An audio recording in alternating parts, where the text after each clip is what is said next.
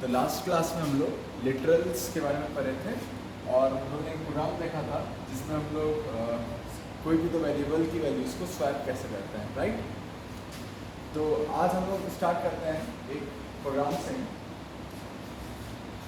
जैसे एग्जाम्पल से स्टार्ट करते हैं।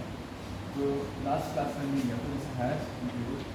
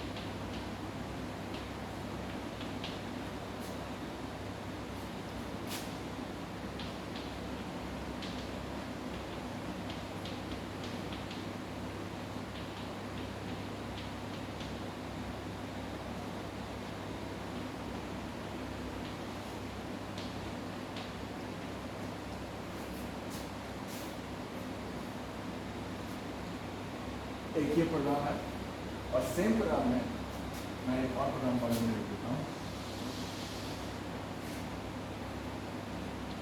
है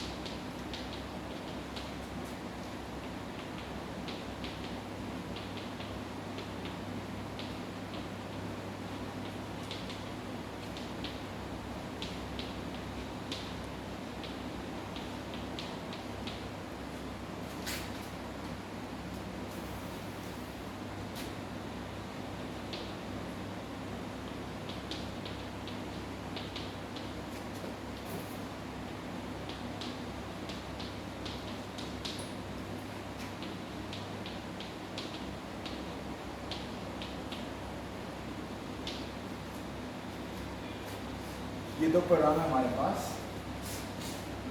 दोनों लगभग सेम प्रोग्राम है, बस डिफरेंस क्या है, यहाँ पे हम लोगों ने ये तीन वैल्यूज को अलग अलग प्रिंटफ में मतलब थोड़ा larger number of steps use करके हम लोगों ने ये लिखा है। और यहाँ पे हम लोग एक ही प्रिंटफ लाइब्रेरी फंक्शन में तीनों वैल्यू को एक साथ हम लोग क्या कर देते हैं, आउटपुट दे देते हैं, ठीक। अच्छा, ये वो प्रोग्राम क्या है, क्या रहा है, ये हम लोग देखते हैं। जैसे हैश इंक्लूड str.h, यानी ये लाइन क्या कह रहा है कि हम लोग प्रोग्राम में str.h फाइल्स को क्या कर रहे हैं, इंक्लूड कर रहे हैं, ठीक। हैश इंक्लूड std_h, ये हम लोग std_h फाइल्स को क्या कर रहे हैं, प्रोग्राम में इंक्लूड कर रहे हैं। इससे हमारे पास एक्सेस आ जाएगा बूल डेटा टाइप को यूज करने का, राइट। इंट में मतलब हमारा यहाँ पे एक्चुअली प्रोग्राम यहाँ से एक्चुअल प्रोग्राम चालू हुआ है। फिर फ्लोट x इक्वल्स टू 10.57 यानी हमने एक वेरिएबल x क्रिएट किया है जो फ्लोट डेटा टाइप का है और इसकी वैल्यू क्या है 10.57। फिर int y equals to x whole z equals to y, ठीक, printer percent d comma x printer percent f comma y printer percent d comma z, right. तो अब यहाँ वाले स्टेटमेंट में देखेंगे तो प्रिंटर परसेंट d हमारा क्या होता था, इंटीजर आउटपुट को क्या करता था, प्रिंट करता था, राइट। बट यहाँ x देखेंगे तो x क्या है हमारे पास, फ्लोट टाइप है यानी डेसिमल टाइप का, ठीक। और प्रिंटफ यहाँ हमने क्या लिखा, परसेंट f कॉमा y। तो परसेंट f क्या होता था हमारा, डेसिमल नंबर्स को क्या करता था, प्रिंट करने के लिए यूज करते थे इसको, ठीक। लेकिन यहाँ पे जो y है हमारा वो क्या है, इंटीजर डेटा टाइप का, right. Printf percent d comma z, percent again हमारे पास क्या है, इंटीजर डेटा टाइप को क्या करता है, मतलब इंटीजर नंबर्स को करता है, इनपुट लेगा या फिर आउटपुट प्रेजेंट करेगा। तो परसेंट d कॉमा z यानी ये z की वैल्यू को क्या करेगा, प्रेजेंट करेगा, ठीक। अब यहाँ पे सवाल ये आता है कि एक्चुअल अगर कोई कंपाइलर होगा हमारे पास C कंपाइलर, तो उसको रिजल्ट क्या देना चाहिए, आउटपुट। अगर हम लोग इसका आउटपुट लिखने जाएंगे, इसका अगर हम लोग आउटपुट लिखने जाएंगे तो ऑब्वियस बात है इसको एरर देना चाहिए, राइट। क्या देना चाहिए, एरर देना चाहिए। क्यों, क्योंकि हमारा जो x है वो फ्लोट है, मतलब वो डेसिमल नंबर का है, ठीक। और हम लोग को चाह रहे हैं प्रिंट कराना परसेंट d में, मतलब इंटीजर वैल्यू में प्रिंट कराना चाह रहे हैं, ठीक। जो कि एक तरीके का मतलब क्या हमारा पॉसिबल नहीं है।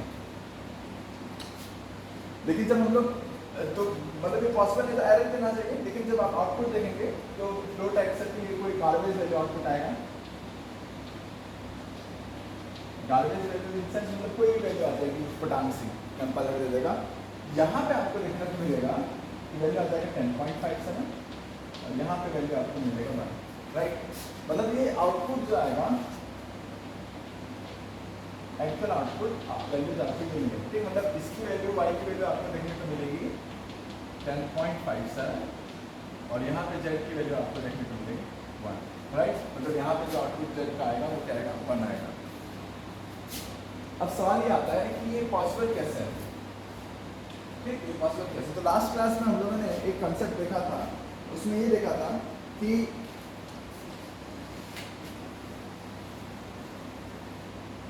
अगर हम लोग एक पर्टिकुलर वेरिएबल x को क्या करते हैं, क्रिएट करते हैं, राइट। तो एक पर्टिकुलर वेरिएबल x को क्रिएट करते हैं और उसके अंदर कोई डेटा डालते हैं। जैसे यहाँ पे x वेरिएबल हमने क्रिएट किया, जिसका मेमोरी लोकेशन ऑब्वियसली बात है, मतलब एक मेमोरी ब्लॉक क्रिएट हो जाएगा मेमोरी स्टोरेज में, वहाँ पे इसकी वैल्यू आ जाएगी 10.57 स्टोर हो जाएगी, ठीक। अब मैंने क्या किया, y इक्वल्स टू x कर दिया। तो मैंने लास्ट क्लास में क्या बताया था कि दूसरा वेरिएबल क्या हो जाता है, क्रिएट हो जाता है सेम मेमोरी स्टोरेज का, और वहाँ पे क्या होता है, ये वैल्यू एग्जैक्ट 10.57 यहाँ पे क्या हो जाता है, आ जाता है। और फिर जब भी वेरिएबल क्रिएट किया वहाँ पे ये वैल्यू एग्जैक्ट 10.57 ऐसे क्या हो जाता है, आ जाता है, ठीक। ऐसा मैंने बोला था, बट एक्चुअली इसमें दिक्कत यहाँ पे ये आ जाता है कि ये हमारा x क्या था, फ्लोट टाइप का था, मतलब डेसिमल टाइप का था, राइट। और ये हमारे पास y जो था वो क्या था, इंटीजर टाइप का था, इंट टाइप का था। अगर हम लोग खासा इसमें सोचेंगे फ्लोट के बारे में, तो फ्लोट जो होता है हमारे पास,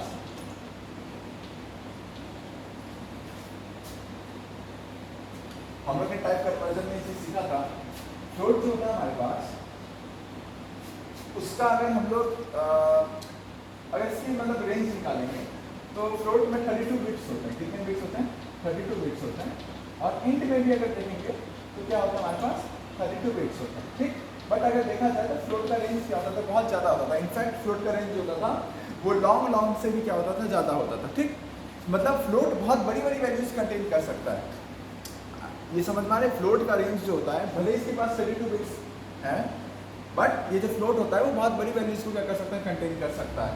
तो अब सोच के देखो कि बहुत बड़ी वैल्यू को आप छोटी वैल्यू में कैसे स्टोर करेंगे। जो भी 32 बिट्स का ही है, बट उसका रेंज जो ऑफ वैल्यूज का स्टोरेज वो क्या है हमारे पास, बहुत छोटा है। और जो फ्लोट है हमारे पास वो भी सेम 32 बिट्स का होता है, बट इसके अंदर जो रेंज होता है वैल्यूज का वो क्या होता है, बहुत बड़ा होता है। तो ये सोचने वाली बात है कि बहुत बड़ी रेंज की वैल्यूज को आप छोटे रेंज में कैसे स्टोर कर सकते हैं।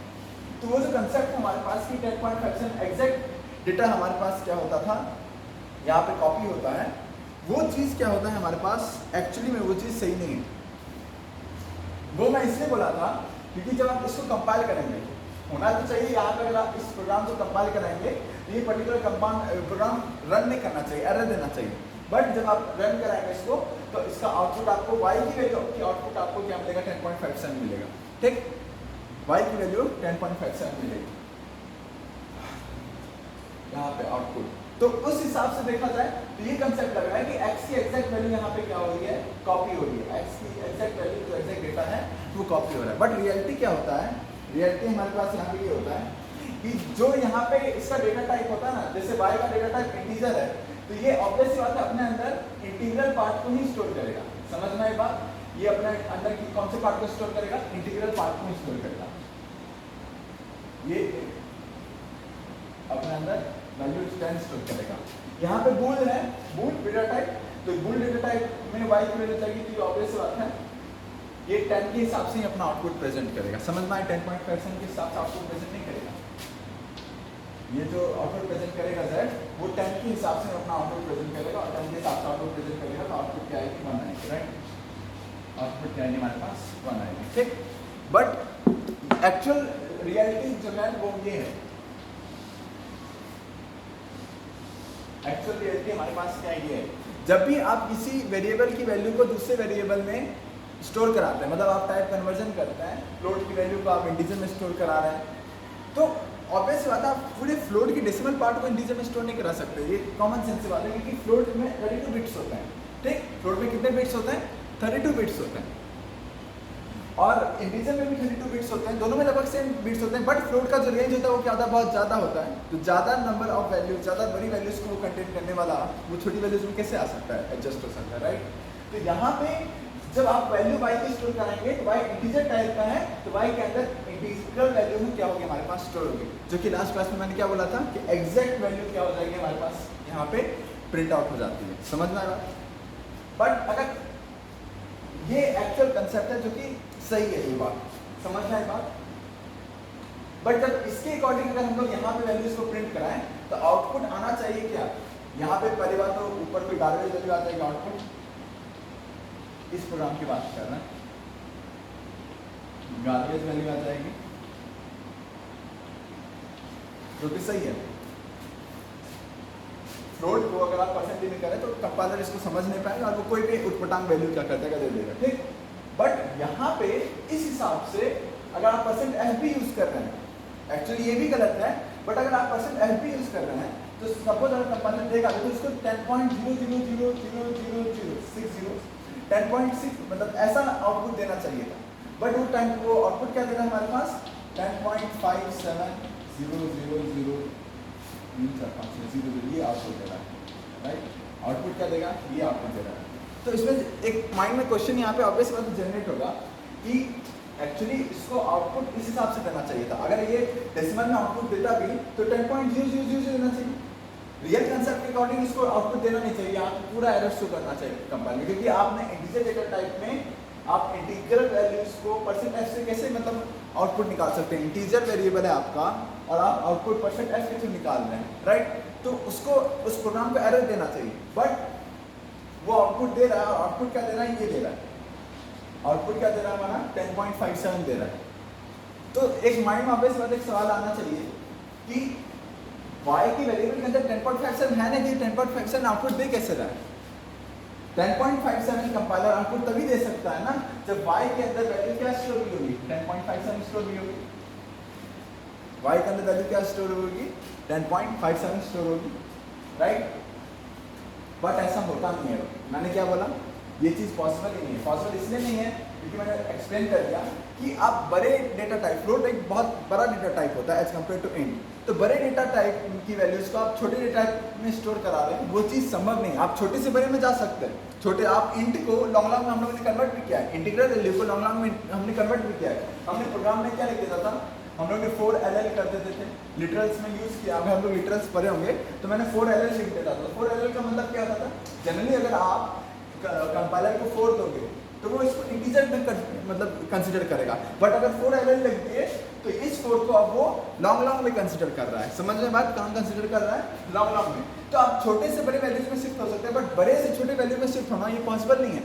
तो ये मतलब हार्ड एंड फास्ट रूल यही है कि अगर आपके पास फ्लोटिंग पॉइंट नंबर है तो आप उसको इंटीजर में एज इट इज पूरा स्टोर नहीं करा सकते। इंटीजर में अगर यहाँ पे स्टोर कराना है, यहाँ पे इसका इंटीग्रल पार्ट ही क्या होगा, स्टोर होगा। समझ में बात, पूरी पूरी वैल्यू स्टोर नहीं होगी। ठीक, ये सही कंसेप्ट है। बट इस प्रोग्राम के हिसाब से जब हम लोग आउटपुट जनरेट करेंगे, यहाँ पे आपको आउटपुट 10.57 मिल रहा है, जो ऑब्वियस बात है क्वेश्चन रेज करता है कि ये 10.57 यहाँ पे कैसे आ गई? y की वैल्यू 10.57 आ ही नहीं सकती ना। अगर आउटपुट ये देता तो 10.000 देता, बट आउटपुट क्या दे रहा है? 10.57 दे रहा है।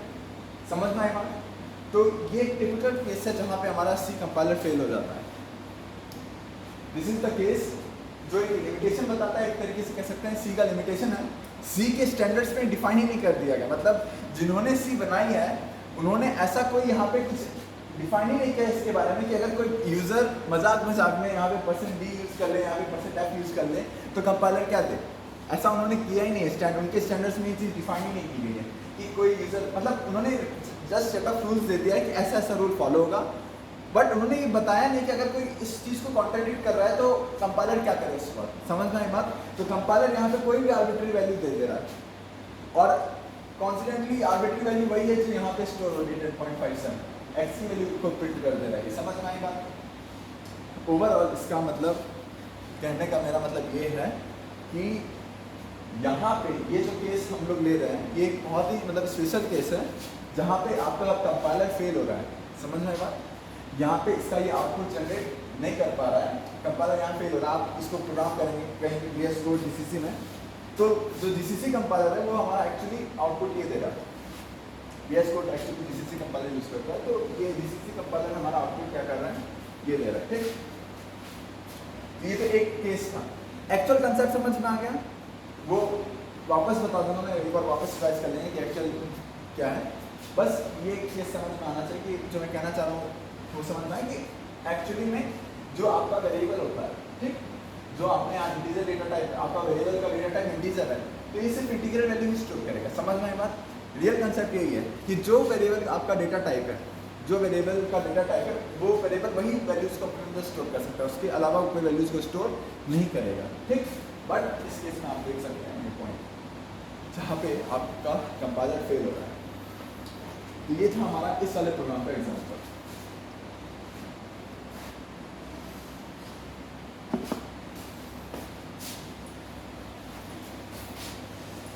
इस प्रोग्राम का हमने आउटपुट देख लिया, अब आप करना किस तरह से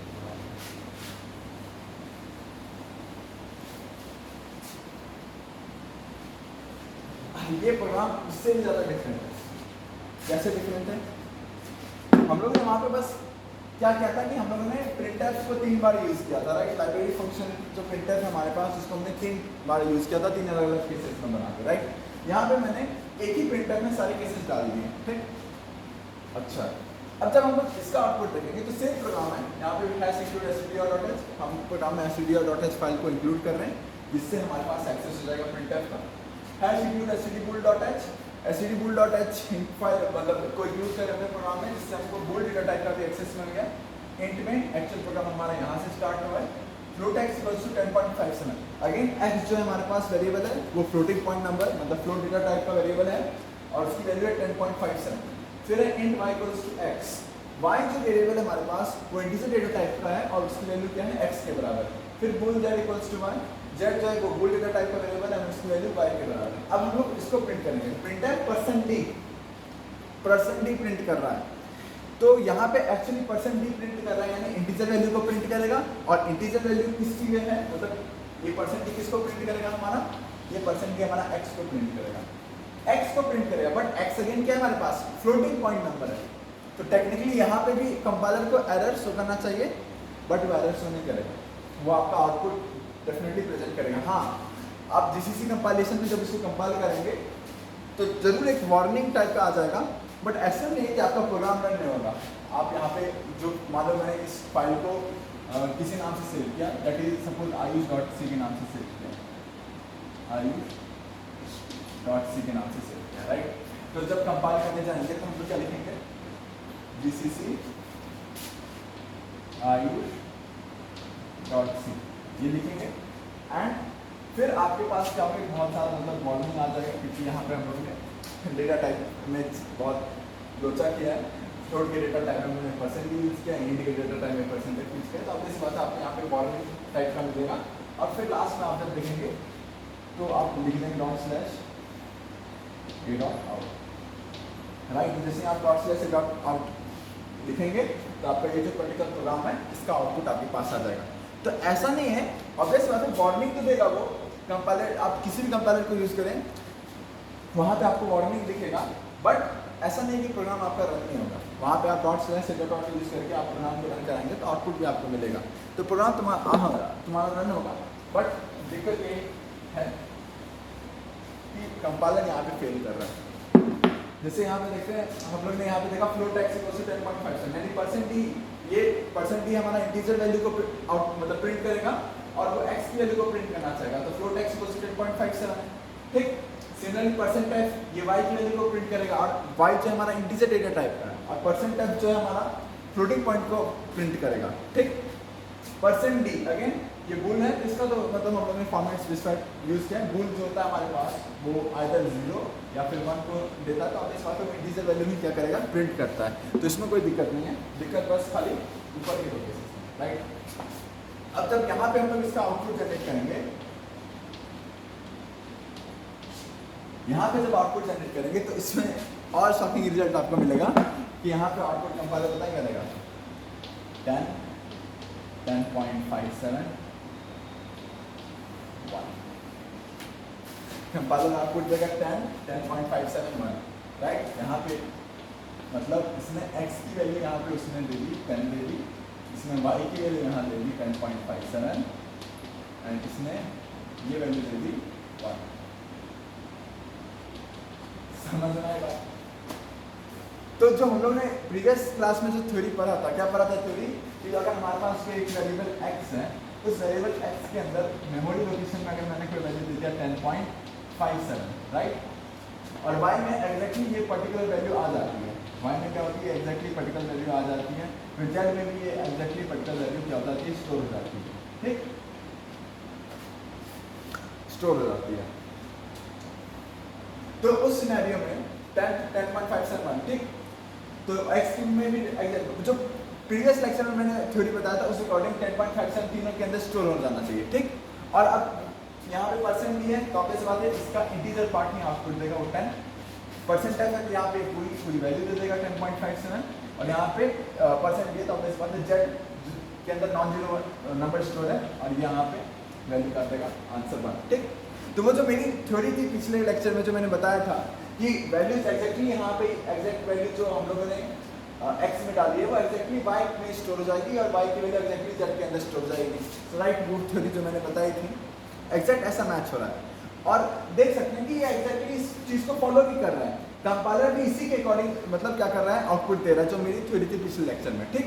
बट दिक्कत यहाँ पे क्या आ जाता है कि अगर सपोज मान लो तुमको मेरे को भरोसा नहीं है, मैंने जो कॉन्सेप्ट बताया कि फ्लोट जो कि बहुत लार्ज नंबर ऑफ वैल्यूज को स्टोर करना है, फ्लोट बहुत बड़ा डेटा टाइप है, उसको इंट में हमको स्टोर करना है, जो कि पॉसिबल नहीं है। मान लो वो बात मेरी गलत है, उस पर तुमको भरोसा नहीं है, तुमको ये लॉजिक सही लग रहा है, और इस बात है तुम्हारा कंपाइलर इस लॉजिक को फॉलो कर रहा है, राइट। बट इस लॉजिक का ड्रॉबैक भी मैंने निकाला, वो क्या था कि ये लॉजिक भी फेल कर जाएगा। ये लॉजिक कहाँ फेल करेगा, जब तुम x के अंदर सपोज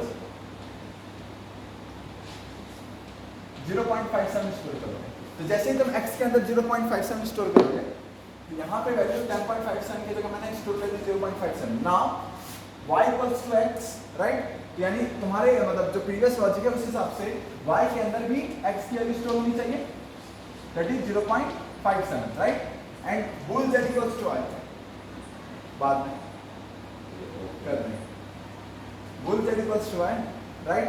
तो z के अंदर भी क्या होगी हमारे पास 0.57 स्टोर होगी, राइट। तो x equals to 0.57, y equals to 0.57, z equals to 0.57, ठीक। तो अब यहाँ पे अगर हम लोग प्रिंट करेंगे तो प्रिंट करने से क्या होगा, यहाँ पे जब हम लोग आउटपुट डालेंगे तो इस हिसाब से आउटपुट क्या देना चाहिए कंपाइलर को, कंपाइलर को आउटपुट देना चाहिए, यहाँ पे हमने परसेंट डी यूज किया है, यहाँ पे हमने परसेंट डी यूज किया है और एक्स है, ठीक, परसेंट डी यूज किया है और एक्स है, तो यहाँ पे कंपाइलर को क्या प्रिंट करना चाहिए, 0 प्रिंट करना चाहिए, जो कि हम लोगों ने पिछले बार बताया था, राइट। अगर किसी को पिछले बार का लॉजिक समझ नहीं आ रहा कि पिछले लेक्चर में क्या मैंने लॉजिक बताया, तो वो पहले पिछला लेक्चर देख लें, उसमें मैंने पूरा एक्सप्लेन किया कि वो लॉजिक क्या था, कि एग्जैक्टली वैल्यू मैपिंग होती है यहाँ पे, और जो आउटकम आना होता है वो इस परसेंट स्पेसिफायर, जो फॉर्मेट स्पेसिफायर है उस पर डिपेंड करता है, राइट।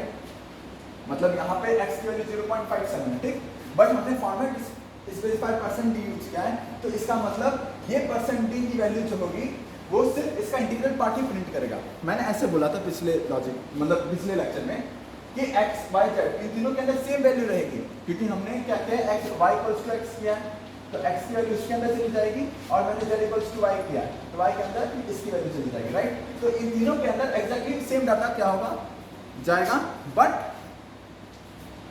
जो आउटपुट आएगा वो इसके फॉर्मेट स्पेसिफायर पे डिपेंड करेगा। परसेंटेज मैंने यहाँ यूज किया है, तो ऑब्वियस बात है 0.57 का सिर्फ इंटीग्रल पार्ट क्या देगा, आउटपुट देगा, राइट। यहाँ मैंने परसेंटेज यूज किया है, तो ये 0.57 का क्या देगा, आउटपुट, फ्रैक्शनल पार्ट पूरा आउटपुट देगा, फ्रैक्शनल पार्ट यानी फ्लोटिंग पॉइंट नंबर का आउटपुट देगा। और परसेंटेज मैंने यूज किया है यहाँ पे z की वैल्यू जो होगी, जो नॉन जीरो नंबर 1 देगा, और जीरो नंबर है z के अंदर, तो क्या होगा, आउटपुट 0 होगा।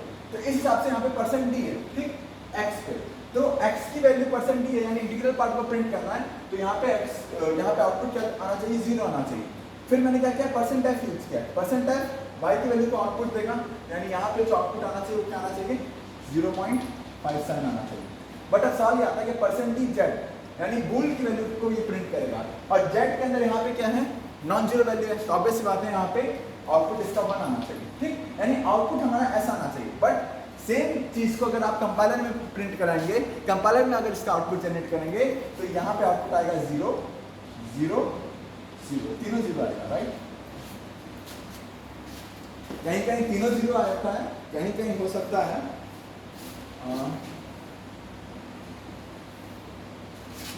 0 0.57 0, कहीं मैक्स केस है कि आपका कंपाइलर ये आउटपुट जनरेट करता है। तो सवाल ये है यहाँ पे कि अगर हमारा प्रीवियस लॉजिक सही होता, अगर हमारा प्रीवियस लॉजिक सही था कि हमारा डेटा एग्जैक्टली यहाँ पे मैच करेगा, तो उस केस में यहाँ पे तो आउटपुट उसको कंपाइलर को 1 देना चाहिए, बट वो आउटपुट 0 क्यों दे रहा है, समझ में बात, आउटपुट उसको 1 देना चाहिए, यहाँ पे आउटपुट लेकिन क्या दे रहा है, 0 दे रहा है। तो जो हमारा प्रीवियस लॉजिक है वो यहाँ पे फेल हो जाता है, ठीक। मैंने पिछली क्लास में ये एग्जाम्पल भी डिस्कस किया था, वहाँ पे मैंने यहाँ पे 1 आउटपुट जनरेट करा दिया था, इसका ये वाला आउटपुट जनरेट करा दिया था, जो कि मतलब गलत है। एक्चुअल आउटपुट अगर हम कंपाइल करेंगे तो यहाँ पे कंपाइलर आपको ये आउटपुट देगा। तो जो समरी है मेरे बात का वो ये है कि जब आप यहाँ पे डेटा टाइप वेरिएबल का डिफाइन करते हैं, जैसे मैंने यहाँ x वेरिएबल था, इसका डेटा टाइप फ्लोट है, तो ये x वेरिएबल हमारा फ्लोटिंग पॉइंट नंबर को ही क्या करेगा, स्टोर करेगा। यहाँ पे y वेरिएबल है, इसका डेटा टाइप क्या है हमारे पास, इंट, तो ये y वेरिएबल हमारा इंटीजर डेटा टाइप को ही क्या करेगा, स्टोर करेगा। ये floating point number data type को स्टोर नहीं करेगा, राइट। यानी y के अंदर एक्चुअल वैल्यू यहाँ पे क्या आएगी, 0 ही आएगी, समझ में आएगा, 0 ही आएगी, ठीक। और rule z equals to y है, यहाँ पे z जो हमारा बोल टाइप का है, तो वो या तो वैल्यू 0 प्रिंट करेगा या तो 1 प्रिंट करेगा। तो वहां देखेगा z इक्वल्स टू y है, y की वैल्यू क्या है, 0, तो बोल क्या स्टोर करेगा अपने अंदर, 0 स्टोर करेगा। समझ में आई बात। तो रियल कॉन्सेप्ट हमारा यही है कि जो डेटा टाइप है उसी के अकॉर्डिंग उसके अंदर वैल्यूज क्या होती है, स्टोर होती है, ठीक। इसका रीजन भी मैंने बता दिया, ऐसा क्यों होता है, क्योंकि x जो था हमारा वो फ्लोट टाइप का डेटा टाइप था, फ्लोट का 32 बिट्स होता है, और बट उसकी जो रेंज ऑफ वैल्यूज मैंने लिखा है वो बहुत ज्यादा होती है as compare to integer value के लिए, ठीक। इंटीजर का भी हमारे पास 32 बिट्स होता है, बट इसका जो रेंज होता है वो क्या होता है, -2 से लेके 2 तक होता था, राइट। तो ये रेंज होता था इसका, बट फ्लोट का भी सेम नंबर ऑफ बिट्स में बहुत ज्यादा रेंज होता है फ्लोट का बड़ा, तो इसीलिए फ्लोट जो होगा हमारा वो यहाँ पे स्टोर नहीं कर सकते। आप बहुत बड़ी वैल्यू को छोटी स्टोरेज में स्टोर नहीं कर सकते। आप समझ सकते हो ना, सपोज आपके पास 2 लीटर का बॉटल है और 1 लीटर का बॉटल है, तो आप 2 लीटर के पानी को 1 लीटर के अंदर स्टोर नहीं कर सकते। हाँ, उल्टा हो सकता है, आप 1 लीटर के पानी को 2 लीटर के अंदर स्टोर कर सकते हैं, उसमें कोई दिक्कत नहीं। इसलिए यहाँ पे ये वैल्यू क्या होगी, 0 स्टोर होगी, 0.57 स्टोर नहीं होगी, ठीक। अब कोई कहेगा कि यहाँ पे कंपाइलर उटपटांग आउटपुट क्यों दे रहा है, कंपाइलर को तो 0.00 देना चाहिए। अगर ऐसा है कंपाइलर को 0.00000 देना चाहिए। पहली बात तो आउटपुट देना ही नहीं चाहिए, बट वो आउटपुट देगा, तो अगर दे भी रहा तो ये आउटपुट देना चाहिए। ऐसा आउटपुट क्यों दे रहा है? तो ये टिपिकल केस है, कंपाइलर रैंडमली कोई भी आउटपुट दे रहा है। टोटल मेन 4 कंपाइलर होते हैं सी के। हम लोग जीसीसी में मैंने जहाँ देखा तो वहाँ पे ऐसा आउटपुट दे रहा था कंपाइलर। आप बाकी 3 में जाके देख लीजिए, वहाँ पे हो सकता है कंपाइलर कोई दूसरी वैल्यू आउटपुट दे। समझ में आई बात? कंसेप्ट क्लियर है क्या है? तो ये हमारे पास इंपॉर्टेंट पॉइंट जो आपको आज बताना है।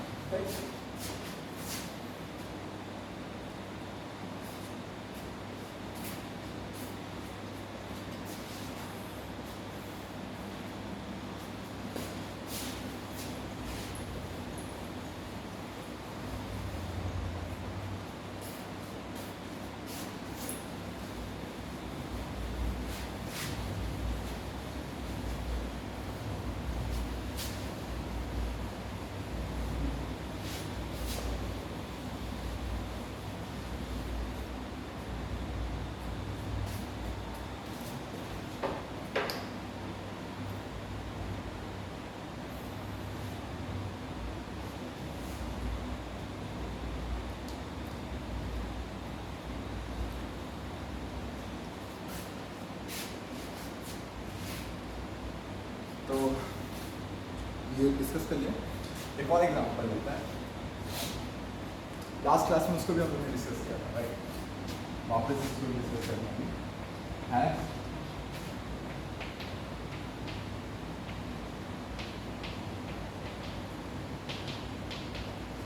Hash include str.h, right?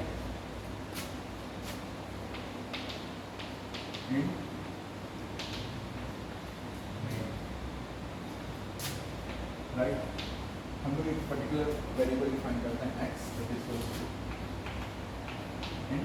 x equals to suppose -10, right? फिर मैंने करता हूँ अनसाइंड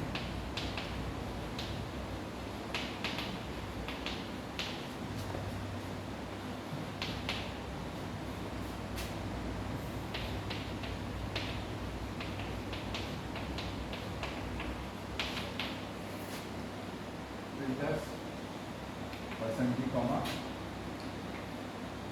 अरे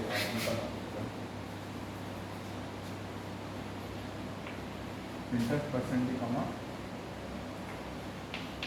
y, राइट?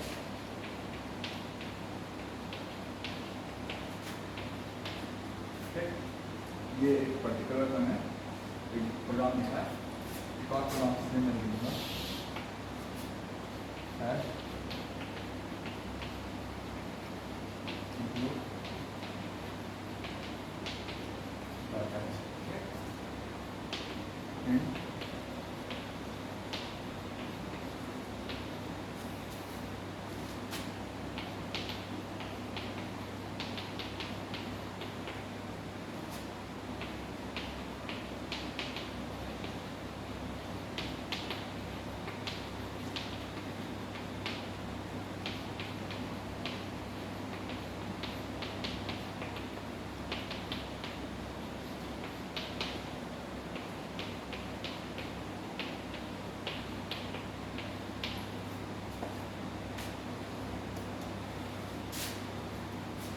जैसे मेरे पास 2 प्रोग्राम है यहाँ पे,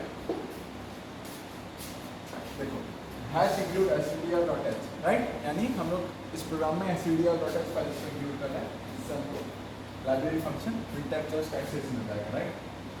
एंड मेन फंक्शन है, एक्चुअल प्रोग्राम में हमारा यहाँ से स्टार्ट होता है। अब देखो यहाँ पे int x इक्वल्स टू -10 है, ठीक? तो x हमारे पास एक वेरिएबल है जो इंटीजर डेटा टाइप का है, और इसकी वैल्यू क्या है हमारे पास? -10। x की वैल्यू जो है तो क्या है हमारे पास? -10, ठीक? Unsigned int y equals to x, right? तो y भी जो है हमारे पास अगेन वो क्या है हमारे पास? इंटीजर डेटा टाइप का है, और उसकी वैल्यू भी क्या है हमारे पास? x के बराबर है, ठीक? राइट? फिर हम लोग ने क्या किया? printf %y इस यहाँ पे क्या होगा -10 स्टोर होगा, ठीक।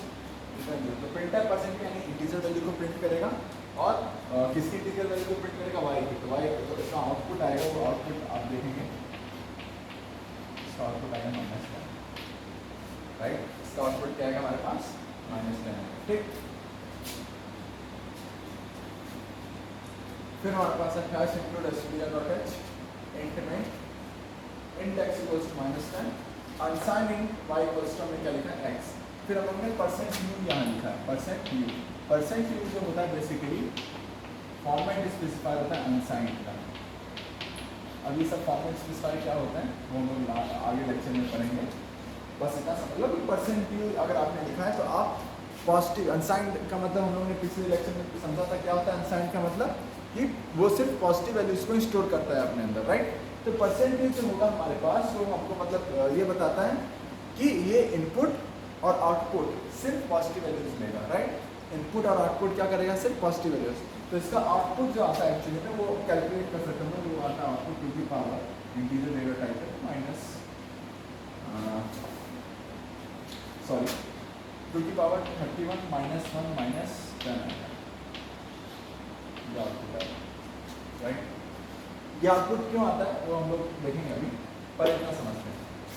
अच्छा, यहाँ पे माइंड में एक सवाल ये आ रहा होगा लोग के कि यहाँ पे अनसाइंड लिखा हुआ है, राइट। यहाँ पे क्या लिखा हुआ है, अनसाइंड लिखा हुआ है, unsigned int y equals to x। तो सवाल यहाँ पे क्या आ रहा है कि इस हिसाब से x की वैल्यू तो मैं स्टोर कर ही नहीं सकता। जो हम लोगों ने पिछला कंसेप्ट समझा था, एक्चुअल कंसेप्ट जो था वो क्या था कि जो वेरिएबल का डेटा टाइप होता है उसी के अकॉर्डिंग वो क्या करता है, वैल्यूज को अपने अंदर स्टोर करता है। अगर वेरिएबल का डेटा टाइप इंट है तो वैल्यूज को इंटीग्रल वैल्यूज को स्टोर करेगा। वेरिएबल का डेटा टाइप हमारे पास फ्लोट है तो फ्लोटिंग पॉइंट वैल्यूज को क्या कर सकता है, स्टोर कर सकता है, राइट।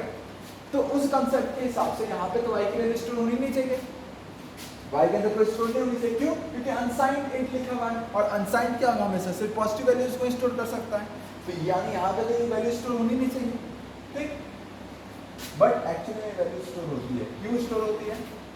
इसलिए स्टोर होती है क्योंकि यहाँ पे इंट x लिखा है, समझना है बात। और ये भी क्या है, हमारे पास इंटीजर है, मतलब x भी हमारे पास, x जो वेरिएबल है वो भी हमारे पास इंटीजर है, y जो वेरिएबल है वो भी हमारे पास इंटीजर है, ठीक। तो इंटीजर वैल्यू दूसरे इंटीजर वैल्यू में स्टोर हो सकती है। यहाँ तक तो मैं सही बोला ना, इंटीजर वैल्यू दूसरे इंटीजर वैल्यू में स्टोर हो सकती है। बट सवाल यहाँ पे आपको माइंड में फिर आएगा कि यहाँ तो अनसाइंड लिखा है ना, ये तो सिर्फ पॉजिटिव वैल्यू को स्टोर कर सकता है, नेगेटिव वैल्यू को तो स्टोर कर ही नहीं सकता है, राइट। ये सिर्फ क्या कर सकता है, पॉजिटिव वैल्यू को स्टोर कर सकता है, नेगेटिव वैल्यू को स्टोर नहीं कर सकता है। अनसाइंड जो होता है, जब जनरली y के अंदर क्या होगा ना तुम्हारा, ये वैल्यू स्टोर हो जाएगा, राइट। -10 स्टोर रहेगा y के अंदर। बट अगर जब जैसे तुम यहाँ पे % फॉर्मेट स्पेसिफायर यूज करोगे, या फिर ऐसे समझो कि अनसाइंड जो होता है ना वो तुम्हारा एक्चुअली साइन को इग्नोर करता है। अनसाइंड का सेंस ही नहीं होता है कि उसके लिए साइन इंपॉर्टेंट नहीं होता है। तुम जैसे -10 यहाँ लिखे हो तो अनसाइंड के लिए साइन इंपॉर्टेंट नहीं है, उसके लिए सिर्फ मैग्नीट्यूड वाइज इंपॉर्टेंट है, ठीक। उसके लिए सिर्फ क्या है, हमारे पास इस पर्टिकुलर नंबर का मैग्नीट्यूड ही इंपॉर्टेंट है। समझ पाने में क्या कह रहा हूँ कि यहाँ पे अनसाइंड इंट y लिखा तो ऑब्वियस बात है, जनरल परसेप्शन ये बनता है कि जो y होगा वो पॉजिटिव वैल्यूज को ही स्टोर कर सकता है, नेगेटिव वैल्यूज को स्टोर नहीं कर सकता है, राइट। बट ऐसा नहीं होता। जब आप इसको कंपाइल कराएंगे ना और आउटपुट देखेंगे, यहाँ पे % के आउटपुट में आपको -10 आउटपुट यहाँ पे आपको दिखेगा। वो बस यहाँ पे चीज समझा रहा है कि जो अनसाइंड y इंट y को जो x लिखा है, यहाँ पे y की जो वैल्यू है वो यहाँ पे y की वैल्यू -10 यहाँ पे स्टोर होगी। अनसाइंड होता है उसको सिर्फ इसके मैग्नीट्यूड से मतलब होता है, साइन से मतलब नहीं होता है। समझना, वो साइन वाले पार्ट को इग्नोर करता है, ठीक। वो साइन वाले पार्ट को क्या करता है, इग्नोर करता है। अभी बहुत लोग कंफ्यूजन होगा। देखो होता क्या है कि जो हमारे पास कंपाइलर है, राइट, या फिर ऐसे समझो जो हमारे पास CPU है, ठीक, वो क्या होता है, बाइनरी कोड को अंडरस्टैंड करता है। किसको अंडरस्टैंड करता है? बाइनरी कोड को अंडरस्टैंड करता है। डिजिटल डिज़ाइन जो टॉपिक है वहाँ पे हम लोग एक ही लेक्चर उसमें मैं लिया हूँ, तो उसमें नंबर सिस्टम्स के बारे में पढ़े थे। शायद ऑक्टल लेक्चर जिसमें हम मतलब डिस्कस नहीं किया था, उसको लेक्चर में डिस्कस करते हैं। डिजिटल डिज़ाइन में जब हम लोग जो डिजिटल डिज़ाइन है वो भी मतलब CS का टॉपिक है, वहाँ पे आपको मतलब समझाया जाता है कि किसी पर्टिकुलर वैल्यू को बाइनरी में कैसे रिप्रेजेंट करते हैं, राइट। जैसे आप यहाँ तक तो बता रहे कि वो अलग ही टाइप का मतलब फील्ड है, मतलब समझो वो अलग डोमेन में चले जाएंगे, हम लोग प्रोग्रामिंग से हट के डिजिटल डिज़ाइन में घुस जाएंगे, इसलिए वहाँ पे मैं डिस्कस नहीं करना चाहता। बस मैं ये कहना चाह रहा हूँ, एक बेसिक आइडिया लेना चाह रहा हूँ कि जो हमारे पास वैल्यू है ना यहाँ पे -10, राइट। जो वैल्यू जो हमारे पास CPU होता है वो क्या होता है, बाइनरी लैंग्वेज को अंडरस्टैंड करता है, और वो बाइनरी लैंग्वेज को अंडरस्टैंड करता है तो हेक्स इक्वल्स टू -10, यहाँ पे ये वाला पार्ट जो होता है ना बाइनरी में कन्वर्ट होता है, बाइनरी कोड में कन्वर्ट होगा, समझ में आएगा। जो हमारे पास -10 है वो एक्चुअली किस में कन्वर्ट होगा, बाइनरी में कन्वर्ट होगा। ये तो हमको डेसिमल में दिख रहा है, बाइनरी में ये क्या होता है, अगर मैं बताऊँ बाइनरी में क्या होता है तो इसको जब मैं कन्वर्ट कर लेता हूँ बाइनरी में, देखो बाइनरी से इसको कन्वर्ट करते हैं तो ये एक्चुअली में 0 राइट 0 1 0 1 0 ये होता है 10 का, तो बाइनरी में इसको कन्वर्ट करेंगे तो 1 0 1 0 1, राइट। तो -10 का जो बाइनरी कोड होता है वो ये होता है, समझ में आया। -10 का बाइनरी कोड ये होता है। तो कंपाइलर के पास ये क्या होगा, हमारे पास बाइनरी कोड के फॉर्म में जाएगा, ठीक।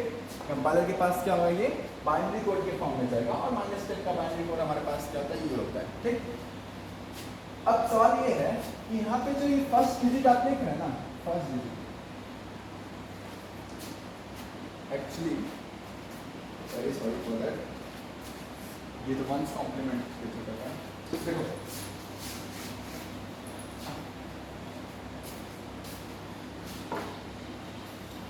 -10 जो है ना इसका बाइनरी कोड जो होता है, मैं इसका बाइनरी कोड लिख देता हूँ, 10 का 0 1 0 1 0, राइट। -10 1 0 1 0 1, ठीक। अब फिर इसमें लोग ऐड कर देंगे, तो जो आएगा हमारे पास बाइनरी कोड वो आएगा 1 0 1 1 0, राइट। कन्फर्म। तो जो हमारे पास -10 का बाइनरी कोड होता है वो होता है 1 0 1 1 0। ये जो है हमारे पास ये -10 का बाइनरी कोड है, ठीक। ये क्या है हमारे पास, -10 का बाइनरी कोड है। जो हमारे पास CPU होता है वो बाइनरी लैंग्वेज में अंडरस्टैंड करता है, राइट। तो कंपाइलर के पास जब जाएगा ना तो बाइनरी कोड जो है ये हमारे पास -10 वो इस फॉर्मेट में जाएगा, मतलब -10 जो होगा वो 1 0 1 1 0 जो हमारे पास CPU के पास जाएगा वो इस फॉर्म में जाएगा, राइट। अब जो अनसाइंड होता है ना हमारे पास, देखो ये जो बाइनरी कोड है इसका जो फर्स्ट बिट है, राइट। ये जो फर्स्ट बिट है इसको हम लोग MSB भी बोलते हैं, राइट। इस फर्स्ट बिट का नाम हमारे पास MSB होता है, शॉर्ट फॉर्म में बोलते हैं इसको MSB। ये बिट जो होता है ना MSB का फुल फॉर्म होता है मोस्ट सिग्निफिकेंट बिट, राइट। यहाँ भी देखो most significant bit, most significant bit, ठीक। जो फर्स्ट बिट होता है इसका मतलब ये बाकी जो फर्स्ट बिट है वो तुम्हारा साइन बताता है, राइट। अगर यहाँ पे 1 है तो इसका मतलब जो नंबर हम लोग यहाँ लिखे हैं वो नेगेटिव नंबर है, क्या है, नेगेटिव नंबर। जब हमारे पास 0 अगर रहेगा तो 0 जो होता है वो हमारे पास क्या होता है, पॉजिटिव। मतलब सपोज कोई भी हमारे पास कोड 0 1 1 0 1 इस फॉर्मेट में स्टार्ट हो रहा है, जिसका मतलब कोई भी नंबर जो होगा, मतलब कोई भी जो वैल्यू होगी इसकी वो क्या होगा हमारे पास, ऑब्वियस बात है एक पॉजिटिव नंबर को रिप्रेजेंट कर रहा है, राइट। अगर कोई कोड हमारा 1 0 1 1 0 इस टाइप से चालू हो रहा है तो ऑब्वियस बात है यहाँ स्टार्ट 1 से हो रहा है, इसका मतलब ये जो नंबर हमारे पास है वो नेगेटिव नंबर है, राइट। वो क्या हमारे पास नेगेटिव नंबर है। तो MSB जो होता है मोस्ट सिग्निफिकेंट बिट जो होता है वो बताता है साइन, राइट। इस वाले बिट का काम होता है साइन को बताना, राइट। ये सिर्फ साइन को ही रिप्रेजेंट करता है और किसी को ये एक्सप्रेस नहीं करता है, ठीक। तो इस वाले बिट का काम होता है साइन को बताना।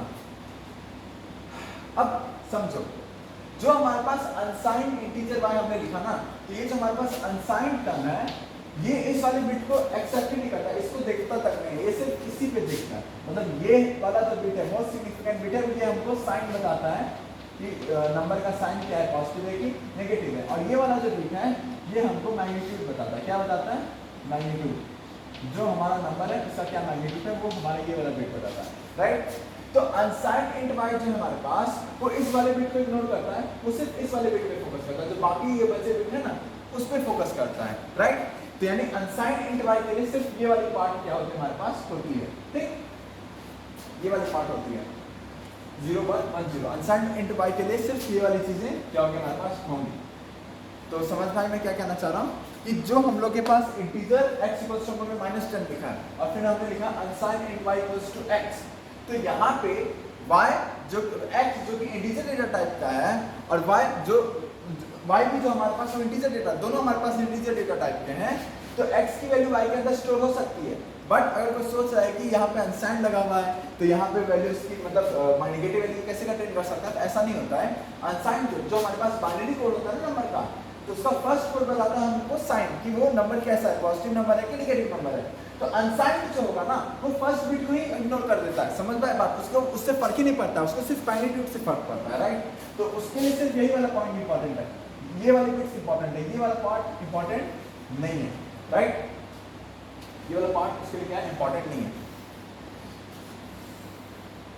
तो अनसाइंड इंट वाई में इतना है, इसलिए अनसाइंड से कंफ्यूज नहीं होना है, इसका डेटा टाइप इंटीजर है, उसका डेटा टाइप इंटीजर है, तो ये उसकी वैल्यू एग्जैक्टली स्टोर कर सकता है। इसलिए जब हम यहाँ पे परसेंट लिख दिया तो यहाँ पे हमारा अनसाइंड का कोई रोल नहीं है परसेंट डी पे, क्योंकि परसेंट डी नॉर्मल इंटीजर को क्या कर सकता है, प्रिंट कर सकता है। इसलिए जैसे मैंने यहाँ पे परसेंट डी यूज किया, यहाँ पे आपको -10 दिखेगा, यानी y के अंदर -10 वैल्यू स्टोर हुई होगी, ठीक। ये हमारा इस वाले प्रोग्राम का लॉजिक है।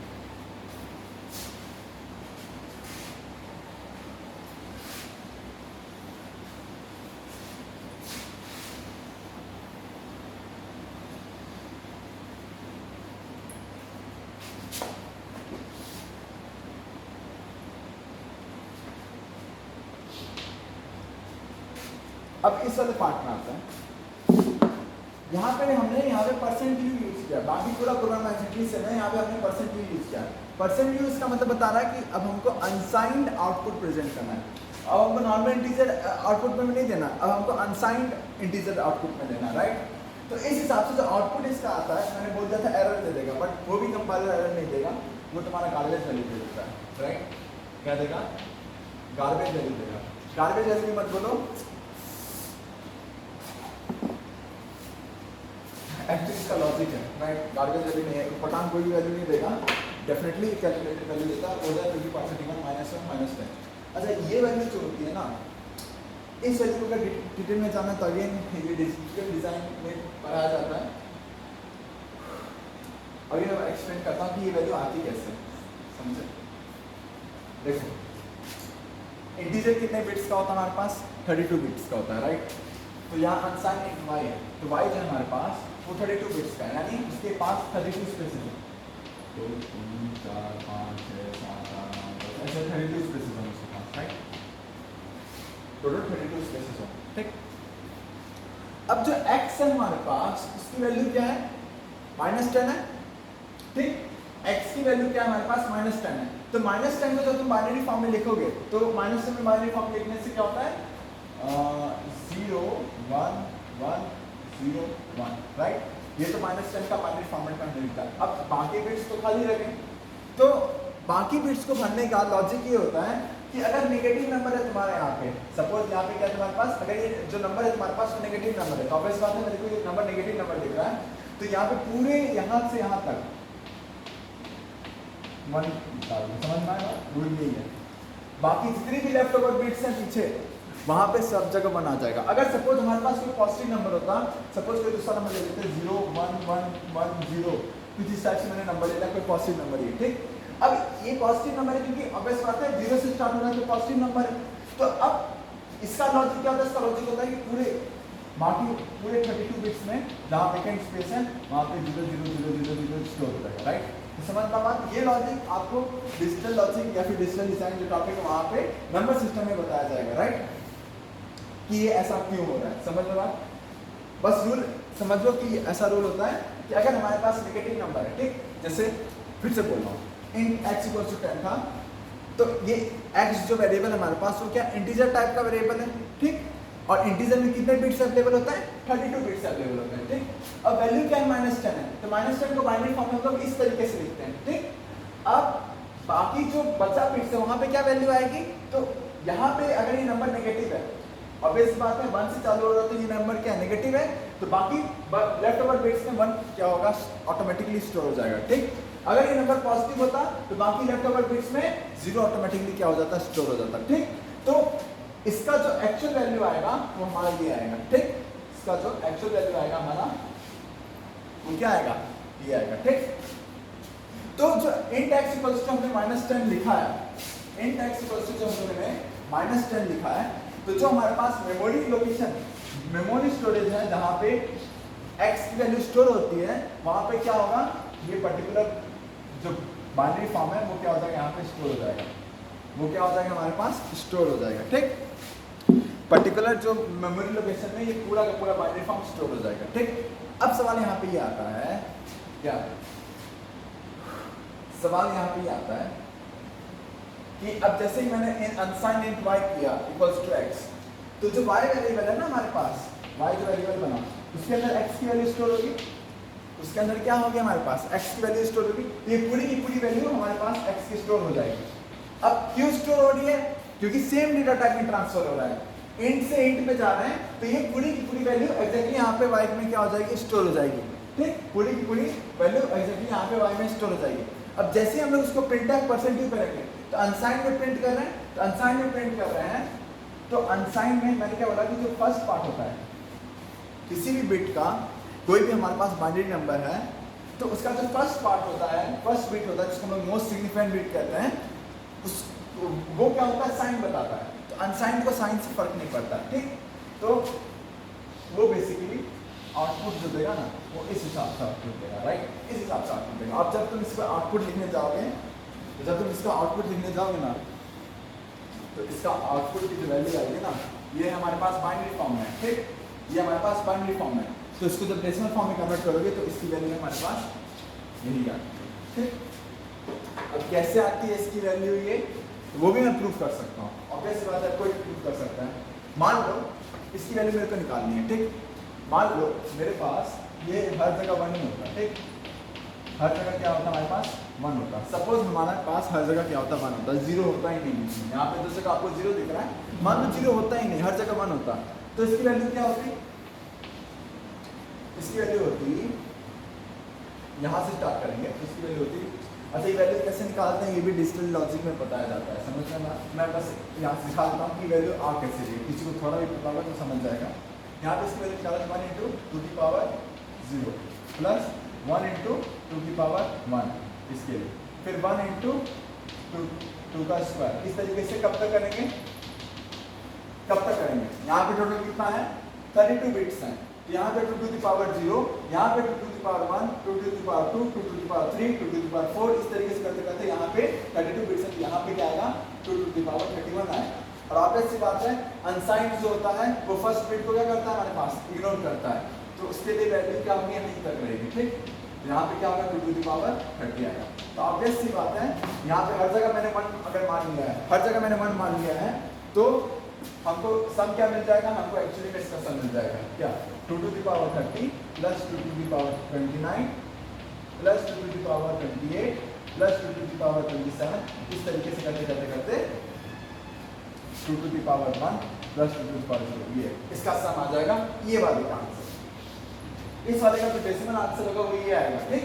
तो इसका जब हम लोग आउटपुट देखेंगे, इसकी वैल्यू जो आती है वो क्या आएगी, 2 टू द पावर 31 माइनस 1, इसकी वैल्यू ऑब्वियस बात है, बाइनरी पीएनसी में भी पढ़ते हैं, बाइनोमियल में भी पढ़ते हैं, 11th क्लास की में पीएनसी आता है, वहाँ पे उसमें भी ये वैल्यू बताई जाती है कि ये होता है, और बाइनोमियल में भी ये वैल्यू बताई जाती है कि इसका आउटपुट हमारे पास ये होगा, ठीक, राइट। तो ये वैल्यू का 2 टू द पावर 31 माइनस 1, ठीक, वैल्यू का 2 टू द पावर 31 माइनस 1। अब 0 यहाँ पे है, कहाँ पे है, फर्स्ट पोजीशन पे 0 था हमारा, यहाँ पे 0 था, और यहाँ पे 0 था, थर्ड पोजीशन पे, राइट, सॉरी फोर्थ पोजीशन पे 0 था, फर्स्ट पे पोजीशन पे 0 था, फोर्थ पोजीशन पे 0 था। तो अगर मेरे को इसकी वैल्यू निकालनी है तो ये वैल्यू इससे सब्ट्रैक्ट कर दो, तो इसकी वैल्यू क्या होगी, इनकी इन दोनों का पावर क्या है, मतलब इसकी value 1 × 2 to the power 3 plus 1 × 2 to the power 0, ये सब्ट्रैक्ट कर दो इससे, 20 की वैल्यू होती है 10, तो इसे सब्ट्रैक्ट जैसे ये कर दोगे तो आपको इसकी वैल्यू मिल जाएगी। समझ में आएगा? ये इसका लॉजिक है। यहाँ पे गार्बेज वैल्यू नहीं प्रिंट करेगा, ये एक्चुअली में प्रिंट करता है, तो 2 माइनस 1 माइनस 10, यानी ठीक ये इसकी वैल्यू को क्या करेगा, प्रिंट करेगा। ठीक,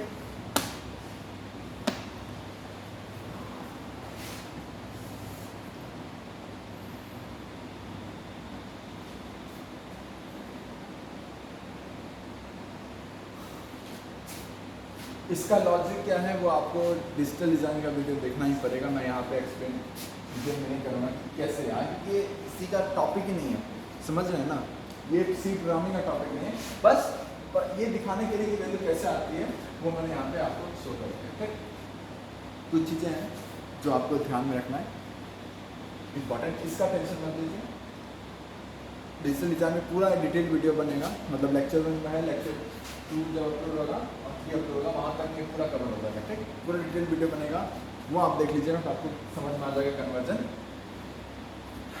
दूसरा चीज़ जो यहाँ पे इम्पोर्टेंट है वो है अनसाइंड वाला पार्ट, ये इतना इम्पोर्टेंट नहीं है,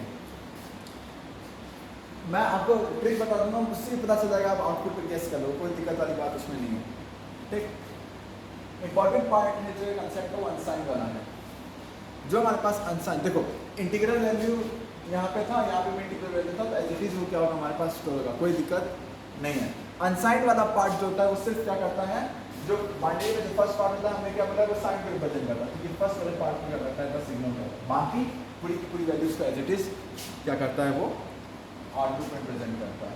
ठीक, तो वो चीज़ मैं डिटेल में, ये चीज़ डिटेल में मैं डिजिटल डिज़ाइन में बताऊंगा, तो किसी को अगर जानना है कि कैसे आ रही है एक्चुअल वैल्यू तो वहाँ जाके देख सकता है। ठीक,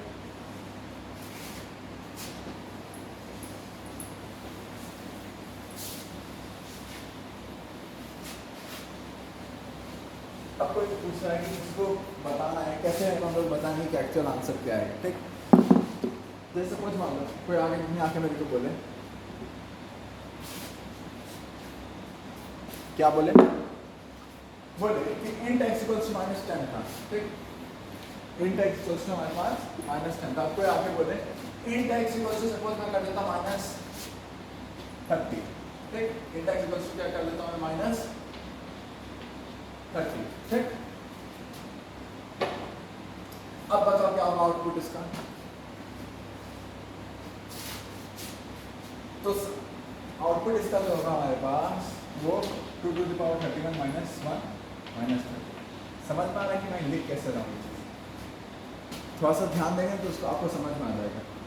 देखो अगर किसी को रटना है कि कैसे आउटपुट फटाफट निकालना है, वो लॉजिक फैक्चुअल कि कैसे आ रही है वैल्यू, अगर किसी को रटना है ना तो आसान तरीका यही है कि आप देखिए डेटा टाइप क्या है हमारे पास, इंटीजर डेटा टाइप है, तो इंटीजर डेटा टाइप में 32 बिट्स होते थे, कितने बिट्स होते थे, 32 बिट्स होते थे। ठीक, उसका रेंज आपको पता होगा, -2 से लेके 2 -1 तक, राइट। तो इसका मैक्सिमम वैल्यू रेंज का क्या होता है, ये होता है मैक्सिमम वैल्यू रेंज का क्या होता है हमारे पास, ये होता है, और इसी में आप क्या कर दीजिए, वो डेटा को सब्ट्रैक्ट कर दीजिए तो आपको आउटपुट मिल जाएगा। ठीक, सिमिलरली मैं इंट देके मैं लॉन्ग कर देता, सपोज लॉन्ग कर देता, अब बताओ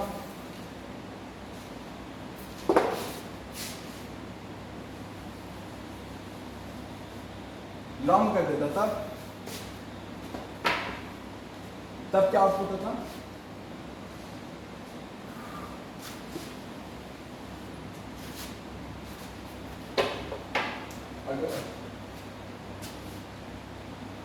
लॉन्ग में कितने बिट्स होते हैं, लॉन्ग में 32 बिट्स होते हैं, लॉन्ग कर दो,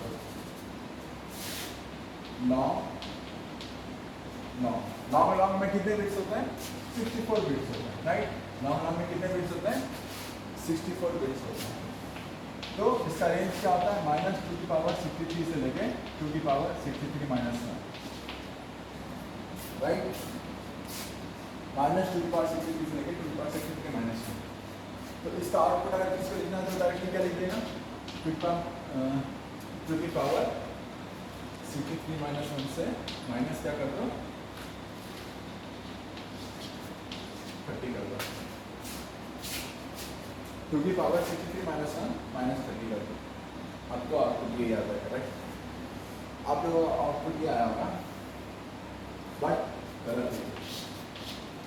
क्यों गलत है? प्रोग्राम से ही समझो। यहाँ लॉन्ग लॉन्ग एक्स था, यानी हमारे पास एक वेरिएबल एक्स है जो लॉन्ग लॉन्ग डेटा टाइप का है और उसकी वैल्यू क्या है -30 है, ठीक? अनसाइंड इंट वाई, अगेन आप लॉन्ग लॉन्ग वेरिएबल है जो एक्स है हमारे पास, उसके अंदर वैल्यू कितनी थी -30 थी, राइट? उसके अंदर एक्स में वैल्यू कितनी थी -30 थी, राइट?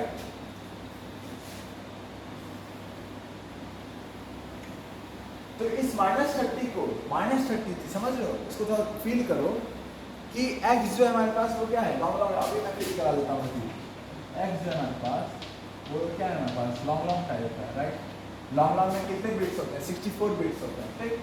64 बिट्स का नंबर है हमारे पास, मान लो 64 बिट्स का हमारे पास बाइनरी कोड होगा, राइट? कितने बिट्स का है? 64 बिट्स का है,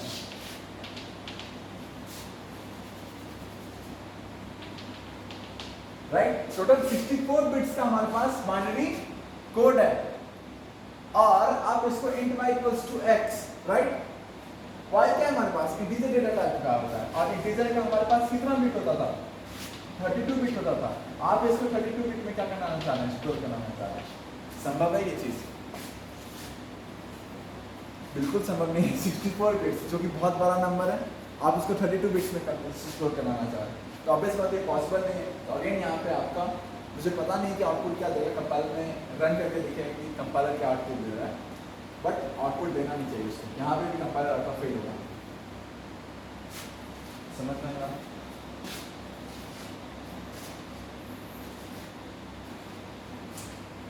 देखो सी प्रोग्रामिंग में नहीं झंझट है, क्या? फॉर्मेट स्पेसिफायर का। जब हम लोग C++ सीखते हैं ना, तो वहाँ पे ये झंझट बिल्कुल खत्म हो जाता है कि आप प्रिंट करा रहे हैं तो कौन सा फॉर्मेट स्पेसिफायर है, कुछ नहीं। जो आपका data type integer data type है, सी आउट करेंगे तो ऑटोमेटिकली वो इंटीजर ही वैल्यू प्रिंट करेगा। वहाँ पे ये झंझट ही नहीं है। जैसे आज फर्स्ट एग्जाम्पल में हम लोगों ने फ्लोट में % यूज कर लिया था, राइट? तो वो चीज़ गलत था, वो चीज़ गलत था हमारे हिसाब से। बट यहाँ पे समझना चाहिए बात कि सी हमको मौका दे रहा है ऐसा करने का, तब ना हम कर रहे हैं। सी आउट में आपको ऐसा मौका ही नहीं मिलेगा, C++ में आपको ऐसा मौका ही नहीं मिलेगा। वो वहाँ पे ये चीज़, इस टाइप का एरर आपको देखने को नहीं मिलेगा, ठीक? ये समझ में आया? Long long x equals to -30 था, तो लॉन्ग लॉन्ग जो डेटा टाइप है वो इंट के रिस्पेक्ट में बड़ा डेटा टाइप है, तो वो उसकी वैल्यू को स्टोर नहीं कर सकता, इसलिए उसका आउटपुट देगा, ठीक? उसका आउटपुट देगा। माफ किया अगर सपोज यहाँ पे भी मैं unsigned long y equals to x कर देता हूँ, तब क्या आउटपुट आएगा? तब आउटपुट अगेन जो मैंने लिखा था, इसकी मैक्सिमम वैल्यू क्या है लॉन्ग लॉन्ग की? 2 की पावर 63 माइनस 1 माइनस 30, ये आउटपुट आ जाएगा, राइट? इस तरीके से हम लोग आउटपुट क्या कर सकते हैं, निकाल सकते हैं, कोई दिक्कत नहीं है। अच्छा एक चीज और यहाँ पे समझना, क्या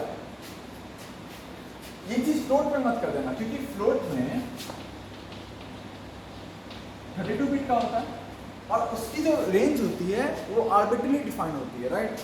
उसका कोई लॉजिक नहीं है। जैसे यहाँ पे हम लोग लॉजिकली लिख रहे हैं चीज़, वो लॉजिकली हम लोग क्या कर सकते हैं, फ्लोट में डिफाइन नहीं करते, तो आर्बिट्रली कंपाइलर डिपेंडेंट होती है। तो वहाँ पे ये चीज़ नहीं, वहाँ पे आपको आउटपुट जो डिजिटल डिज़ाइन में हम लोग के पास तरीका है ना, उस तरीके से ही निकालना पड़ेगा। समझने का वहाँ पे आप इस तरीके से आउटपुट नहीं निकाल सकते हैं, ठीक? जिसका भी लिमिटेशन है, तुक्के का भी, सॉरी रटने का भी लिमिटेशन है कि आप इसी में निकाल सकते हैं जिसका लॉजिकली आप वहाँ पे डिफाइन करते हैं रेंज, जिसका आर्बिट्रली रेंज डिफाइन होता है ना, फ्लोट का ही होता है। फ्लोट का होता है और लॉन्ग डबल का होता है, राइट? फ्लोट और लॉन्ग डबल जो मतलब फ्लोटिंग पॉइंट नंबर्स के होते हैं ना रियल में, उन्हीं का होता है। तो वहाँ पे आप आउटपुट डायरेक्ट नहीं निकाल पाएंगे, ठीक? ये पॉइंट इसमें इंपॉर्टेंट है। तो टोटल नंबर में ये चीज़ डिस्कस किया जो कि इम्पोर्टेंट था।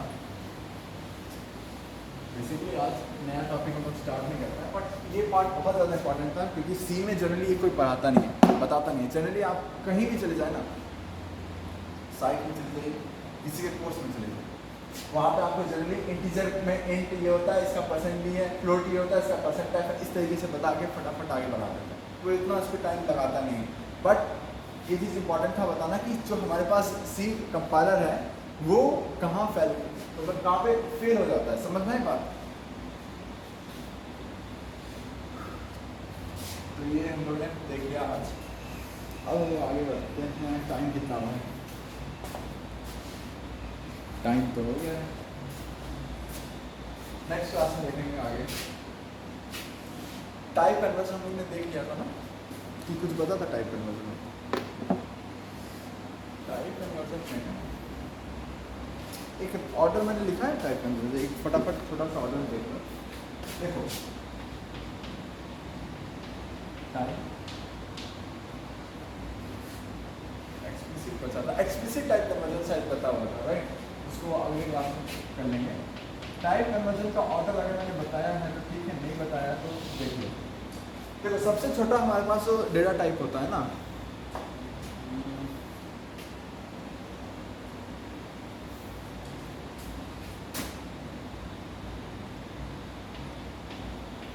राइट, इसके बाद आप क्या करते हैं, शॉर्ट में कर दें, फिर हमने क्या लिखा था, इंट लिखा था, फिर क्या होता है लॉन्ग, लॉन्ग होता है, फिर फ्लोट होता है, फिर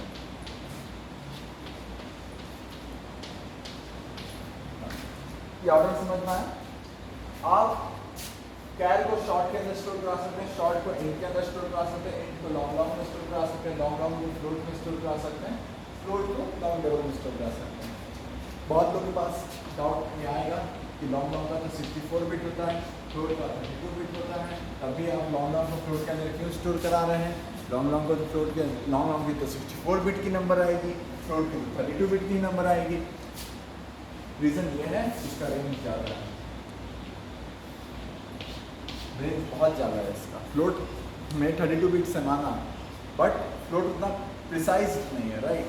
जैसे आप 10.537 लिखेंगे ना, फ्लोट में 537 लिखिए, 537 625 मान इतना बड़ा मैंने लिख दिया, तो विथ प्रोसेस ऑफ कंप्यूटेशन आपको ये देखने को मिलेगा ना कि आपकी ये जो वैल्यूज़ है ना ये लॉस्ट होते जा रही हैं, फ्लोट रिमेंबर नहीं करता पूरी वैल्यूज़ को, मतलब हाईली प्रिसाइज नहीं है फ्लोट, इसका रेंज बहुत ज़्यादा है बट प्रिसीजन बहुत ही ख़राब है, फ्लोट का प्रिसाइज नहीं है, वैल्यूज आपकी लॉस्ट होती जाएंगी।